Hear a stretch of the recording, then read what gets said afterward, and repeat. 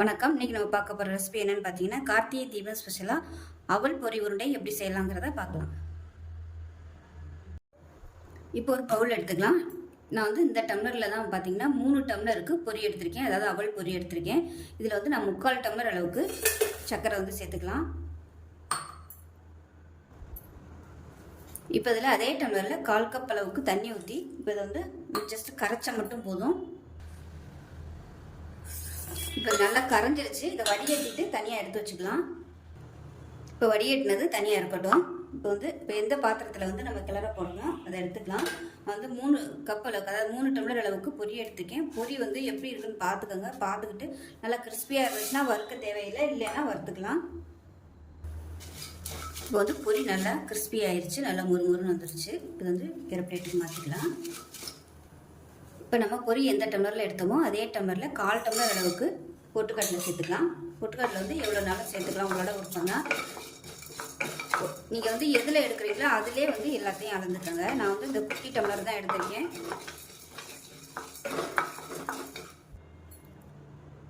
இப்போ பொட்டுக்கடலையும் நல்லா மொறுன்னு வந்துருச்சு. இதையும் பவுலுக்கு மாற்றிக்கலாம். இப்போ இதில் வந்து கொஞ்சமாக நெய் விட்டுக்கலாம். தேங்காய் வந்து வறுக்கணும். அதுக்காக தேங்காய் வந்து இந்த மாதிரி குட்டி குட்டியாக கட் பண்ணி வச்சுருக்கேன். இதை சேர்த்து நல்லா ப்ரௌன் கலரில் வர அளவுக்கு வறுத்துக்கலாம்.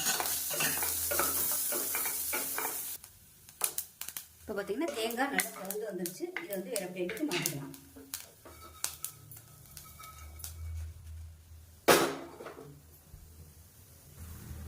இப்போ இதில் பார்த்தீங்கன்னா நம்ம வறுத்த பொரி, தேங்காய், பொட்டுக்கடலை எல்லாத்தையுமே நான் வந்து ஒரே இதில் போட்டு வச்சுருக்கேன். இப்போ வந்து பாகு ரெடி பண்ணிக்கலாம். ரெடி பண்ணிவிட்டு அப்படி அதே கடாயில் போட்டு நம்ம பரட்டி விட்டுக்கலாம் எல்லாத்தையும். இப்போ இது வந்து சீக்கிரமாகவே ரெடி ஆயிடுச்சு. ஏன்னா நம்ம வந்து தண்ணி கொஞ்சமாக ஊற்றுனதுனால சீக்கிரமே ரெடி ஆயிடுச்சு. கிண்ணத்தில் வந்து இந்த மாதிரி விட்டு பார்த்தீங்கனாலே உங்களுக்கு வந்து அந்த தண்ணியில் வந்து ஸ்ப்ரெட் ஆகாது, அப்படியே நிற்கும். இந்த மாதிரி பதம். இதை வந்து வெளியில் எடுத்துட்டு உருட்டி பார்த்தீங்கன்னா உங்களுக்கு வந்து டங்குன்னு சத்தம் கேட்கும். இந்த மாதிரி சத்தம் கேட்கும். இப்போ இந்த ஸ்டேஜில் அமர்த்திடலாம். அமர்த்திட்டு ஏலக்காயும் சுக்கும் பொடி பண்ணி வச்சுருக்கேன், அதை சேர்த்துக்கலாம்.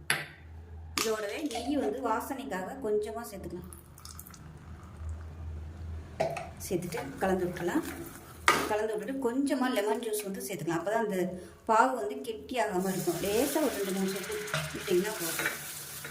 கலந்து விட்டுட்டு நம்ம எடுத்து வச்சுருக்க இந்த பொரி, வறுத்த பொரி, கடலைப்பருப்பு, தேங்காய் எல்லாத்தையுமே சேர்த்துக்கலாம். இது வந்து நீங்கள் உருட்டுறதுனாலும் உருட்டிக்கலாம், இல்லை அப்படியே கொஞ்சம் நேரம் விட்டுட்டிங்கன்னா உங்களுக்கு நல்லா அப்படியே உதிரியாக வந்துடும்.